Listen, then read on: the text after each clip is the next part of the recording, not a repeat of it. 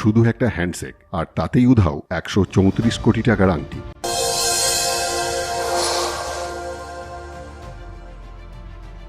বিশ্ববিখ্যাত ফুটবলার ব্রাজিলের নাইমারকে তো আমরা সবাই চিনি। এই নাইমার 2024-এর এএফসি চ্যাম্পিয়ন্স লিগের একটা ম্যাচের আগে স্ট্যান্ডের কাছে এগিয়ে গিয়ে তার ভক্তদের সঙ্গে হাত মেলাচ্ছিলেন, আর ঠিক তখনই ভিড়ের মধ্যে এক ফ্যানের চোখ পড়ে নাইমারের আঙুলের আংটিটার উপর। এরপর নাইমার যখন তার দিকে হাত বাড়ায়, সকলের অলক্ষ্যে হাত মেলানোর অছিলায় ওই ফ্যান নাইমারের আঙুল থেকে ওই আংটিটা খুলে নেয়। এত সহজে যে আংটিটা খুলে নেওয়া হলো তার দাম শুনলে মাথা ঘুরে যাবে। এর দাম প্রায় 134 কোটি টাকা।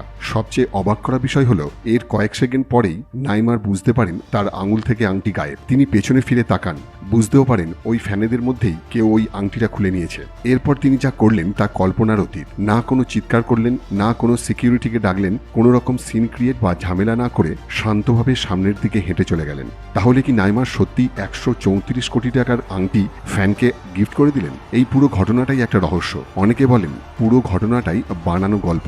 পরে নাইমার নিজেই বলেছিলেন সবটাই ফেক নিউজ, কিন্তু এখনও অনেকের ধারণা তিনি ঝামেলা এড়ানোর জন্যই এই কথা বলেছিলেন।